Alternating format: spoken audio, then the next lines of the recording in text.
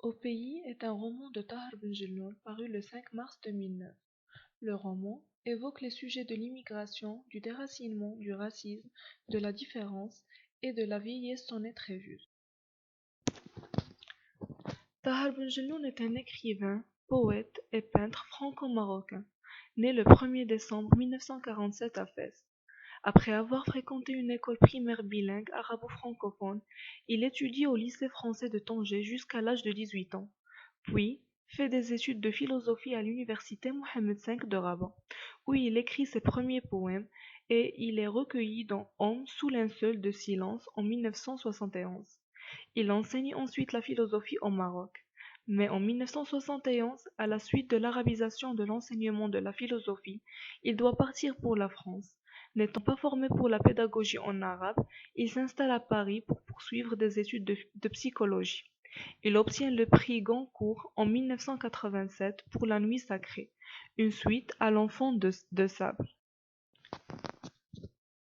Mohamed est venu en France en 1962 à la recherche d'un travail. Et travailler, il aime ça. Il connaît son métier et n'envisage pas de ne plus l'exercer. Aujourd'hui, l'heure de la retraite approche.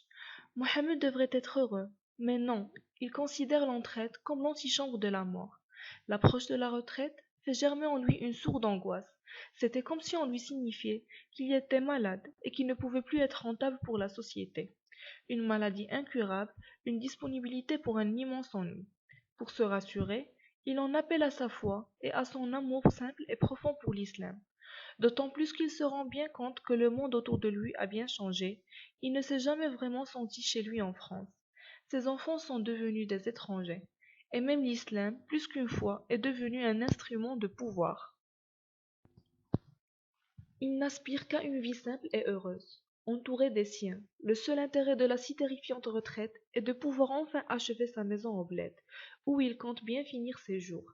Mohamed avait toujours rêvé d'une maison, une belle et grande maison où toute la famille serait réunie dans la paix, le bonheur et le respect.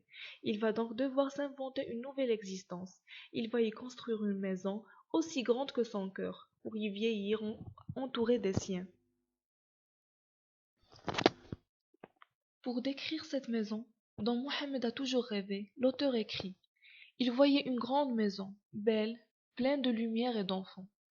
Mohamed l'a dessinée dans sa tête, a laissé assez d'espace pour le jardin, a compté les arbres à planter et a passé en revue les variétés de roses à commander au marché. Mohamed a toujours voulu avoir un jardin ou une cour au sein de sa maison au bled, là où il va installer une fontaine. Il disait que quand il imaginait sa maison au bled, il entendait toujours le bruit des oiseaux qui venaient boire de l'eau de sa fontaine. Tahar Ben Jelloun a décrit cela dans une partie du livre où il dit: ce n'était plus une maison, mais un coin de paradis, une espèce de palais avec des jardins, des parcs, des animaux de toutes sortes. Mohammed faisait partie des gens âgés qui préféraient la nourriture du bled, le bio. Il adorait revenir en été et profiter des légumes et fruits naturels. C'est pour cela, l'idée d'avoir un potager au bled à côté de sa maison était pour lui indispensable. C'est pour ça qu'il a évoqué cette idée pas mal de fois dans son livre, en citant: il imaginait un potager et pensait le confiner à Nabil, qui ferait certainement un bon jardinier.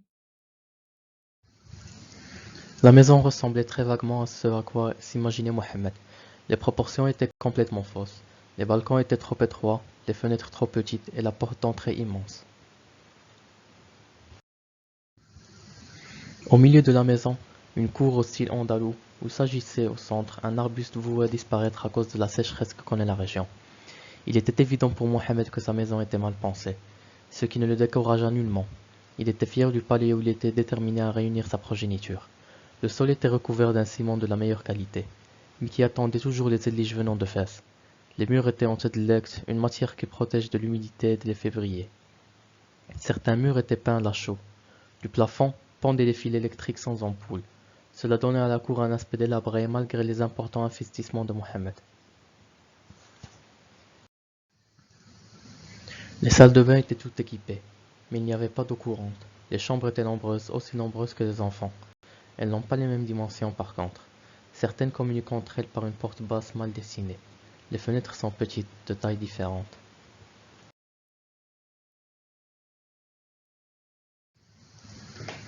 La salle de prière prenait trop d'espace, tandis que les fils de Mohammed n'étaient même pas pratiquants.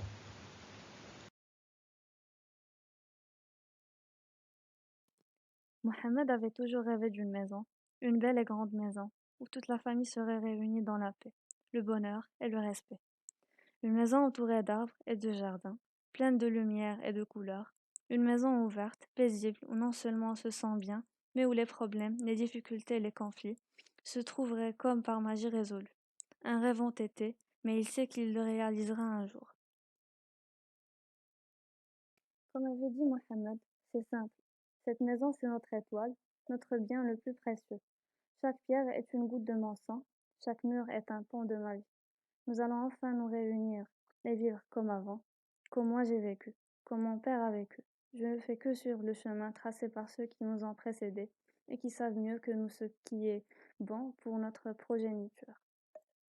À peine arrivé dans son village natal, Mohammed se consacre avec une ardeur aux travaux de construction, dont nous apprenons qu'il avait été commencé 5 ans auparavant, puis qui avait dû être interrompu faute d'argent.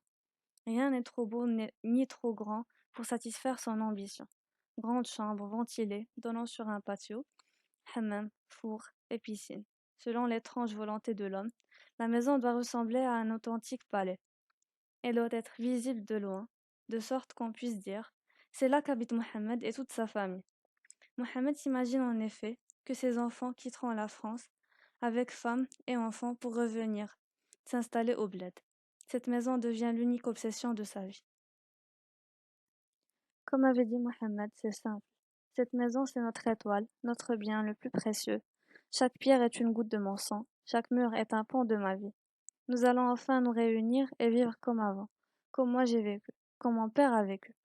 Je n'ai fait que suivre le chemin tracé par ceux qui nous ont précédés et qui savent mieux que nous ce qui est bon pour notre progéniture. Le projet, on le devine, tournera vite à l'échec. L'utopie personnelle débouche sur une situation limite où se joue dans un délire effréné une sorte de va-tout existentiel, lequel sera fatal au personnage. Échec cinglant, pour ne pas dire cinglé. Comment sortir de l'impasse du retour? Visité par l'esprit du malheur, Mohammed meurt en douceur, rivé à son fauteuil, qui s'enfonce lentement dans le sol de l'immense maison déserte. Cette closure fantastique porte la marque d'une hybridation nécessaire du récit, tandis que le registre réaliste s'épuise dans l'impossibilité de conclure l'échec du retour. Mohammed avait toujours rêvé d'une maison, une belle et grande maison, où toute la famille serait réunie dans la paix, le bonheur et le respect. Une maison entourée d'arbres et de jardins, pleine de lumière et de couleurs.